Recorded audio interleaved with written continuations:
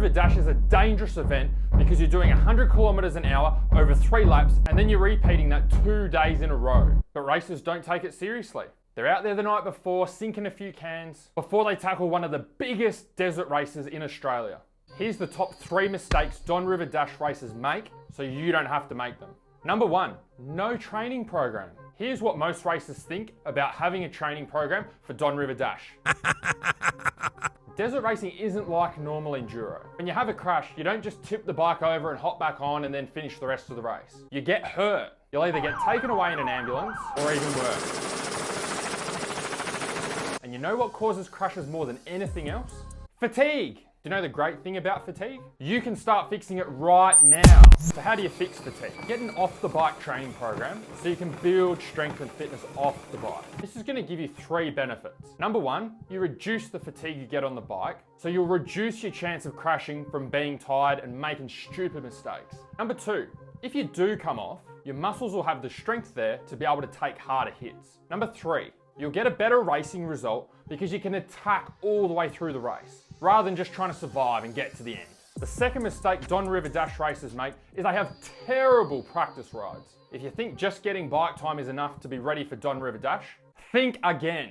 Don River Dash is a high-speed desert race where you'll get up to speeds over 100 kilometers an hour. That's pretty fast. It still surprises me when I hear riders say that they go down to their local motocross track, do 20-minute motos to try and get ready for Don River. A motocross track won't get you ready for a 100 kilometer an hour desert race. So how do you fix your practice rides? We need to focus on getting some long distance, high speed rides in. You have to be comfortable riding at 100 kilometers an hour and riding at that speed for 30 minutes to an hour at a time, because that's how long the laps are going to be out at Don River. If you don't have access to ride somewhere with these types of conditions, cancel your entry. Don't even bother racing. I'm just kidding. First off, start with riding for 60 minutes at a time with no breaks. If you can do 3 of these 60-minute rides in one day, that'll get you the best transfer over to Don River. Second, ride conditions that are as close to Don River as possible. This means fast, open riding. If you don't have anything fast nearby, map out a few weekends with your mates, get in the car, and go and drive somewhere you can ride fast.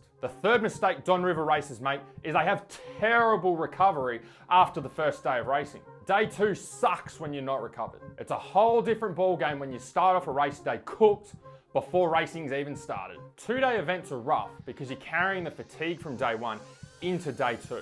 Riders that have trained hard in the lead up to the race, that have dialed in their off-the-bike training, they've dialed in their race day nutrition, they've been doing the right type of practice rides, they love day 2 because they go flying past all of the guys that just rely on a little bit of talent. They're probably the racers working with us. Racers that rely on talent hate day 2. They hate it. They question why they even signed up. So how do you recover? There's 3 things you need to know to optimize your recovery. Number 1, you need the strength and fitness to be able to ride hard for 2 days. You'll never replicate race day intensity with your off-the-bike training or with your practice rides. But you want to do such a good job improving your strength and fitness off the bike and such a good job with your practice rides that race day isn't that much of a stretch from all the training that you've been doing. If you've done 2/5 of all in the lead up to race day, then that gap between your preparation and race day is going to be huge. You'll be hoping your bike shits itself halfway through the race just so you don't have to keep going. Number 2, fuel your body like you fuel your bike. Put the good stuff in here. Way too many riders running their bike on 98 and then finding whatever's at the track food-wise and shoving it in their body. You wouldn't put shit fuel in the bike, would you? So don't put it in your body. Have a strategy on how you're going to fuel yourself over the whole weekend. What are you going to eat the night before race day? What are you going to have for breakfast on race day? What are you going to eat just before the race? How much water do you need to get in? What are you going to have between the laps? What are you going to have after the last lap? What are you going to have for dinner after day 1? It all needs to be mapped out. You need to know exactly what you're having and why you're having it. Leave the guesswork to the guys that want to suck on day 2.